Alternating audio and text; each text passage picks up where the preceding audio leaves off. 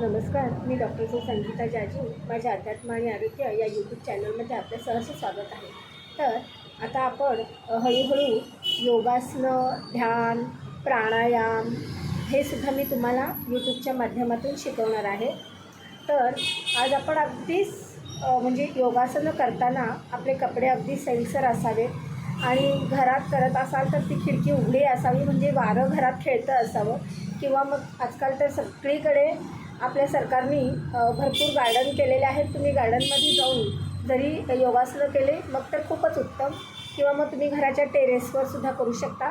किंवा मग एखादी तुमची खोली असेल जिथे खिडकी समोर असेल, भरपूर प्रकाश येत असेल किंवा हवा भरपूर जिथून खेळती राहते अशा ठिकाणी तुम्ही निवडा. तर सगळ्यात प्रथम आपलं मलमूत्र निस्सरण झाल्यानंतर, म्हणजे पोट आणि अर्धा ग्लास आपलं कोमट पाणी पिल्यानंतर, किंवा तुमचं जे नेहमीचं पेय असतं ते थोडंसं एक अर्धा ग्लास, कारण रात्रभर आपण काहीच घेतलेलं नसतं, तर एक अर्धा ग्लास कोमट पाणी पिल्यानंतर मग आपल्याला आपल्या योगासनांना सुरुवात करायची आहे. योगासनं करत असताना प्रथम आपण एक मुद्रा करायची आणि त्या मुद्रेत बसून, म्हणजे आपली तर्जनी आणि अंगठा हे दोन्ही या पद्धतीनं हवेत. आणि अशा अवस्थेत आपल्याला अगदी साधी सरळ मांडी घालून बसायची आणि एक श्लोक म्हणायचा आहे. तर ओंकाराला खूप महत्त्व आहे योगासनांमध्ये किंवा ध्यान धारणा यामध्ये. ओंकारं बिंदु संयुक्तं नित्यं ध्यायति योगिनः कामदं मोक्षदं चैव ओंकाराय नमो नमः. तर असा श्लोक साधारण तुम्ही 3 ते 5 वेळा म्हणू शकता.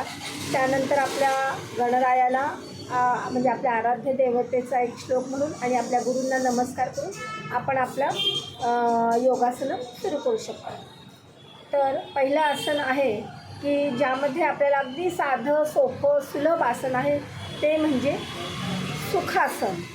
सुखासन नावातच त्याचा अर्थ आहे सुख आसन. ज्या आसनामध्ये बसल्यामुळे सुख मिळते, शरीराला कुठे ताण दिला जात नाही, म्हणजे सुखासन.